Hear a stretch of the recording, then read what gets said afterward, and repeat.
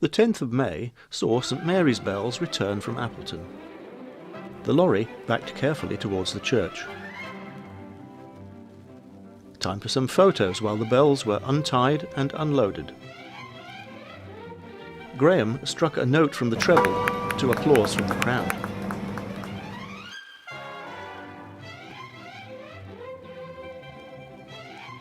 And then it was the turn for all the other bells to come down.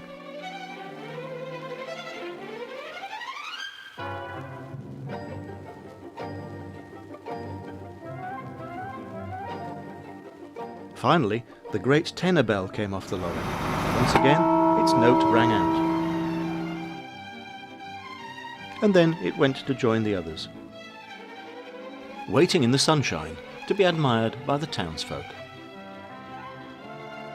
And then it was off indoors with them, round the tower and into the aisle. The rest followed in due course.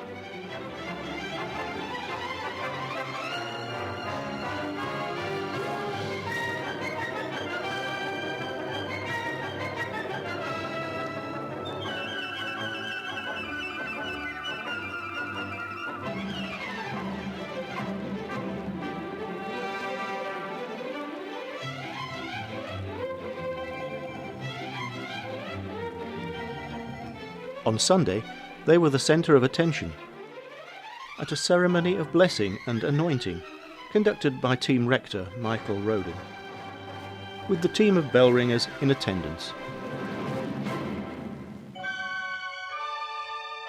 All through the following week, the bells were on display for the townspeople to admire. Groups came from local schools, and Michael Roden gave them a short talk about the bells and St Mary's history. Next week, Whites returned to begin raising the bells. First to go up were some frames for the larger bells. Into the bell chamber, lowered into place, and bolted down. Then it was the turn of the number 11 bell to go up the tower. Off it goes through the trap, into the ringing chamber and away upwards, through to the bell chamber and across to its place in the corner. The front half of the frame was needed. The lower half of the wheel goes in, and finally the bell could be lowered onto the frame and fixed. Plenty more screws to be sorted out. Number 10 bell was next to go.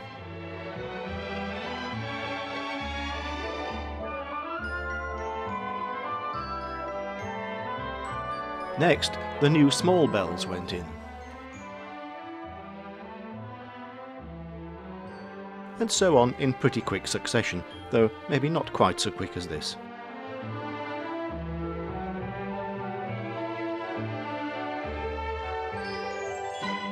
Ever wondered what it's like to be a bell? We stuck our little time-lapse camera on one of them, and this is what it saw.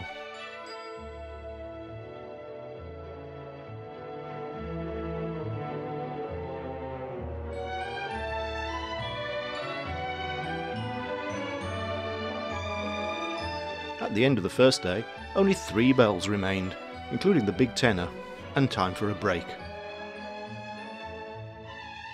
The number 8 and 9 bells had to be placed on one side to let the big tenor through.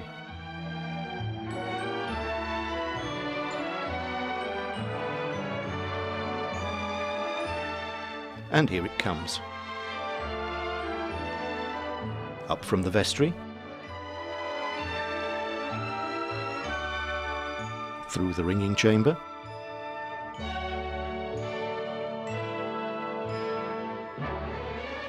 into the bell chamber and swung to one side, through the frame, across and into position. Time to put some of the pews back while bells number 8 and 9 went up the tower. The top half of the wheels could now go on.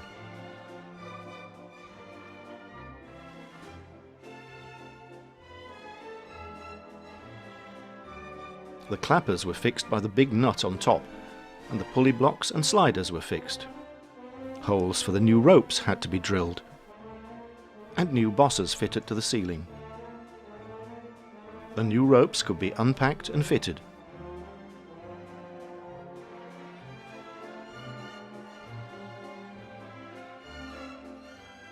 At last the bells could be rung in their new home.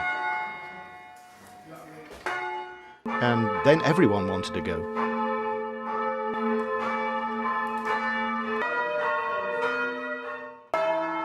Even the big tenor bell could be heard.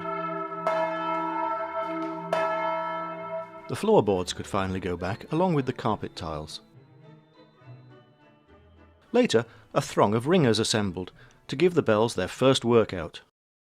Michael Roden opened with a prayer. And then it was time to ring.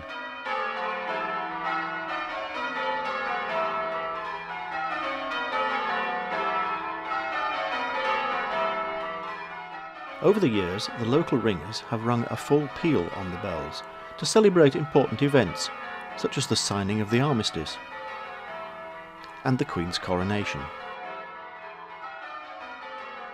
And here's a photo of the band of ringers from 1953. So, what better than a full peal in 2013 to celebrate not just the return of the bells, but 60 years to the very day from Her Majesty the Queen's coronation. The method used was called Yorkshire Surprise Major.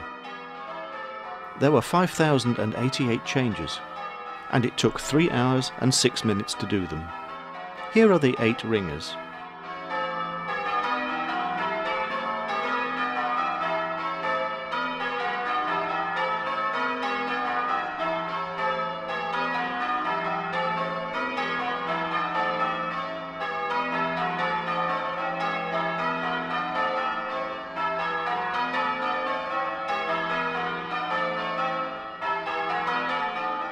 And so, the full peal on the coronation anniversary brings to an end the story of the casting and rehanging of St Mary's bells.